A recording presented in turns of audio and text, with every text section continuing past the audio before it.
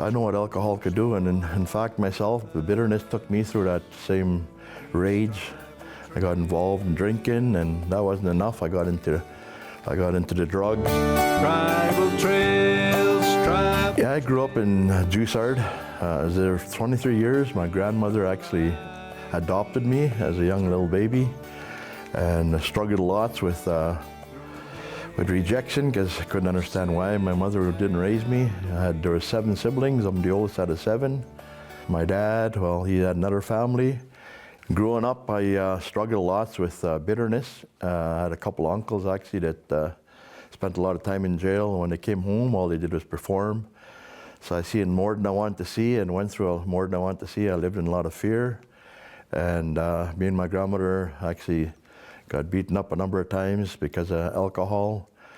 So I know what alcohol could do, and in fact myself, the bitterness took me through that same rage.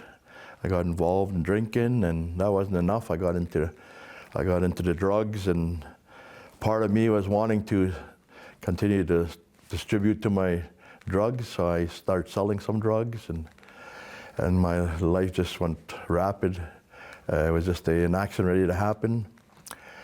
So I moved from there to get away to Edmonton and hoping to have a different life, and moved to Edmonton. That didn't really help. Got a job there and was there for a few years. And a cousin of mine told me, come to McMurray. So there's big work up here, a lot of money to be made.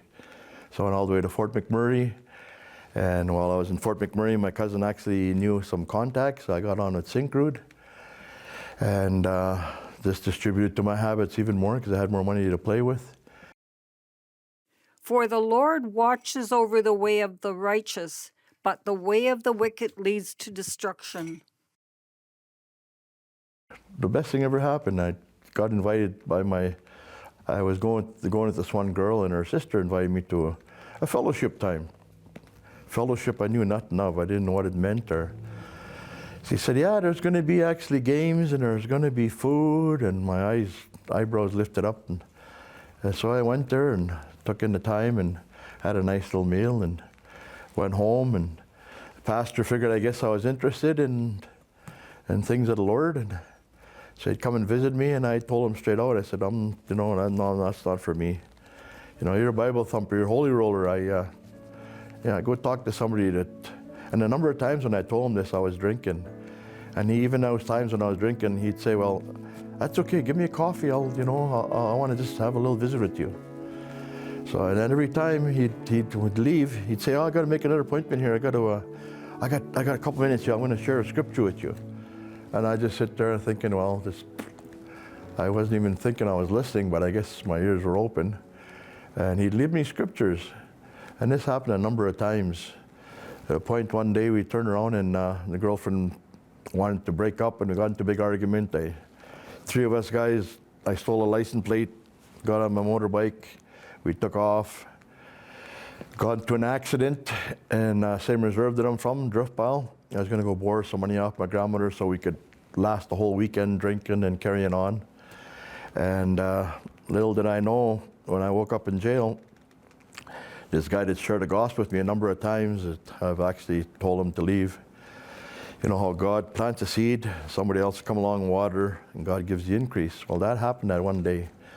Turn around, and when I was in jail there in Faust, I was laying there thinking, and that John 14 verse 6, I am the way, the truth, and the life. No one comes unto the Father except through me. Acts 4:12, nor is there salvation in any other, for there is no other name under heaven by which you must be saved. And for the life of me, all the way back to McMurray, there was little 2 verses kept coming back to me periodically. And something, that same man came to my door that night, Joe Jesperson. And for once, I was so happy to see him. I was all fired up, and I had some questions because I could feel something was going on in my heart. Come on in, Joe. Made him some coffee. We got talking.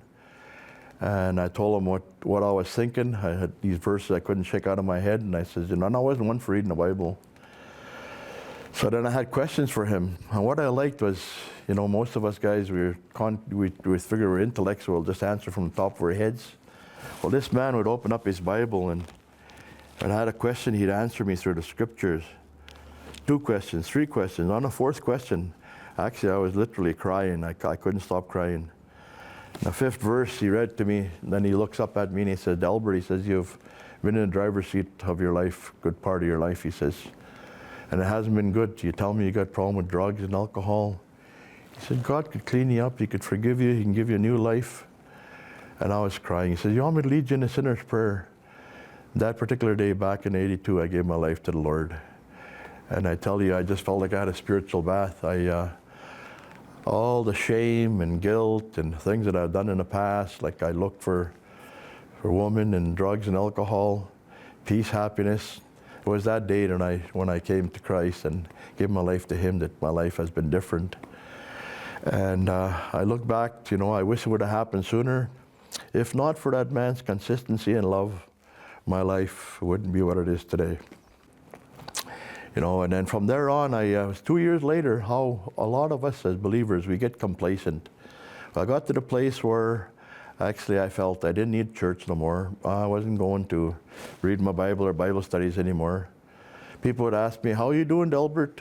Well, I'm okay. I don't see you don't drink anymore. No, I don't need it.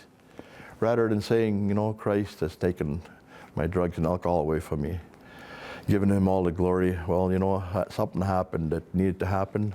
Had a bad accident. I rolled a rock truck at work on night shift. Lost my eyesight through acid when I flipped the truck. The battery came across, smashed the window, got acid. There's still scarring on the side of my hairline here from the acid burn. And like Christ says, I'll give you peace, not as the world gives you. I felt that so real. I felt God's presence as I've never done before, even when I accepted the Lord. February 17th was the accident. February 18th was my birthday, and it was the best birthday I ever had in my whole life. I remember my grandmother and my mother coming to visit me, my sister holding their hands and not be able to see them, and sharing with them. And I remember when I told my grandmother and my mother both that I was a born-again Christian, that He had taken away my drugs and alcohol. And I could remember both of them saying, at different times, not that particular time, but they both said, I'll never change my religion.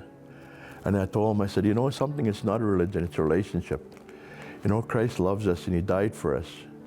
And we got eternity to look forward to. Jesus said, "Come to me, all you who labor and are heavy laden, and I will give you rest."